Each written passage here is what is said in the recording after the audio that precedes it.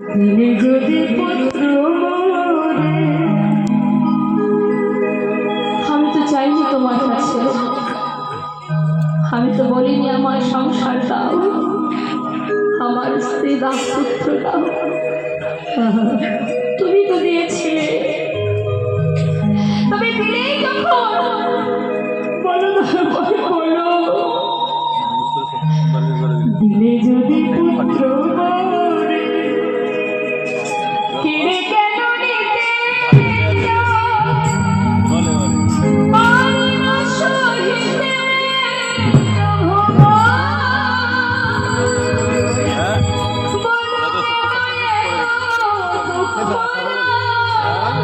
দিলে যদি পুত্র মরে, কেড়ে কেন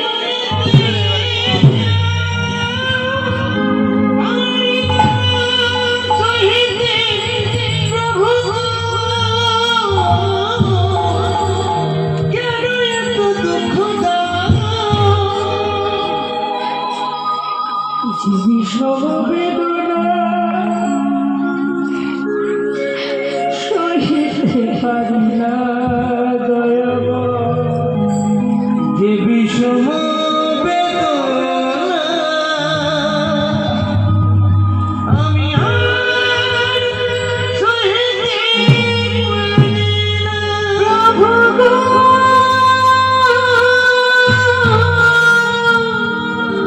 সহিতে পারি না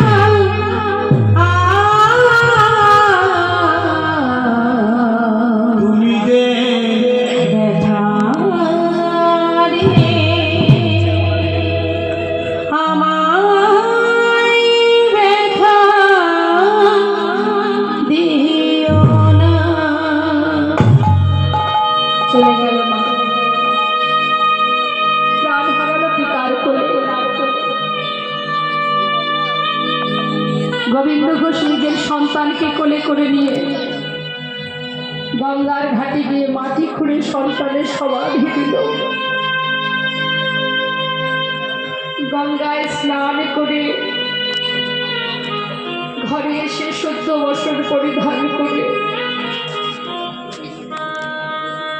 ঘরের মধ্যে ধুলায় গড়াগড়ি দিয়ে কাঁদে আর বলে গভীর,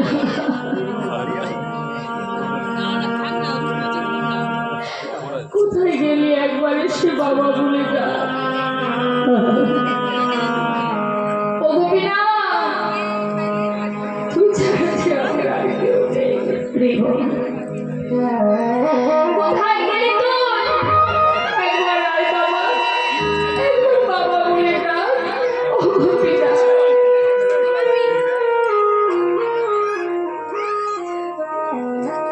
দেখতে দেখতে একদিন, দুদিন, 3 দিন হয়ে গেল। সন্তানকে ডাকতে ডাকতে ক্লান্ত হয়ে উঠলে পারে না চলতে। ভগবানেরও সেবা হয় না, তার নিজেরও সেবা হয় না। দেখতে দেখতে আজ 4 দিন হয়ে গেল। ভগবান বিকৃত থেকে সেখান থেকে ভক্তের চোখের জল সরিতে না পেরে পাথর থেকে সচল মূর্তি ধারণ করলে সন্তান সেজে 1 পা 2 পা করে সে গোবিন্দ বসে যেখানে ধুলায় গড়াগড়ি দিয়ে কাঁদছে, কাছে এসে ডাক, বাবা, বাবা। কে? আমি তোমার পুত্র গোপীনা, আমার পুত্র। তা কি করে হয়? আমার পুত্র তো মরে গেছে। তুমি কে? আমি তোমায় চিনি না, আমি আর কারোর বাবা নই। তুমি কে? চলে যাও তুমি, আমি তোমায় চিনি না। বাবা, একদিন তুমি নিজেই বলেছিলে তুমি 2 পুত্রের পিতা। মনে আছে সেদিনের কথা? কারণ সন্তানের থেকে একটি যদি চলে যায়, তুমি কি আরেকটি সন্তানকে বাবা মা না খাইয়ে রাখে? আর 4 দিন হলো তোমার ঘরে, তুমি নিজেও কিছু খাওনি, আমাকেও খেতে দাও, আমি যে আর পারছি না বাবা, আমাকে কিছু খেতে দাও। ও তুমি এসেছো,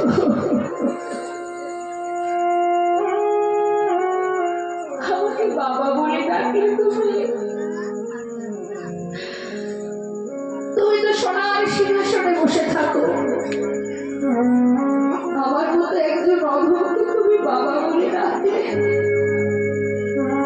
জানো সবাই কেন পুত্র সন্তান চাই? শেষের দিনে মা বাবার শেষকৃত্য করার জন্য।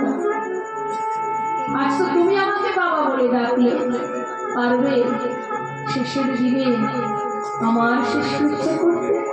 পারবে না। কি করে পারবে? তুমি তো সিংহাসনে বসে থাকো। বাবা কেন পারবো না? এই তো তোমায় ছুঁয়ে কথা দিচ্ছি,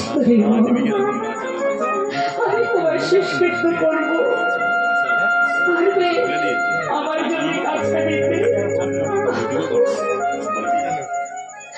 পারবে আমার জন্য একবার সবজি সহ্য খেতে? পারবো? পারবে আমার জন্য পিণ্ড দিতে?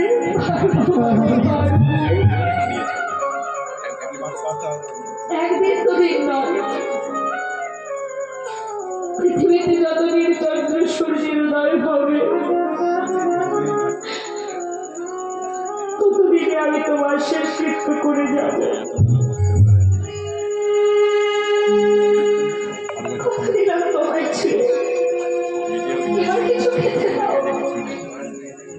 কয়েক বাড়ি থেকে ভিক্ষা করে এনে কোন রকমে রন্ধন করে সেবা দিয়েছে মা। দেখতে দেখতে কয়েকদিন চলল এইভাবে সেবা। তারপর আর গোবিন্দ ঘোষের চলবার শক্তি নেই, শয্যাশায়ী হয়ে গেলে। আর প্রতিদিন ভগবান পুত্র সেজে সন্তান হয়ে তার পাশে এসে বসে, গলাটা জড়িয়ে ধরে বাবা বাবা বলে কাঁদে। বাবা কষ্ট হচ্ছে তোমার? না রে, কষ্ট কেন হবে? অন্তিম সময় জীবনে যখন আসে সকলেরই যে এমনই হয়, যেতে তো সবাইকে হবে একদিন। আজ আমি চলেছি, কেউ কি থাকবে রে?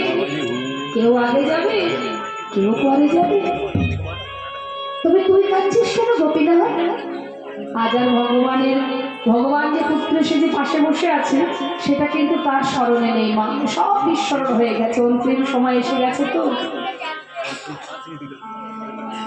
ভেবেছি নিজের পুত্র। গোপীনাথ বলো বাবা, আমার একটু চরণামৃত এনে দে না। প্রভু সচরণামৃত পান করালেন। গোপীনাথ বলো বাবা, আমার শিওরের পাশে একজোড়া করতাল আছে, বিদায় নেবার আগে আমাকে একটু নাম শোনাবে বাবা।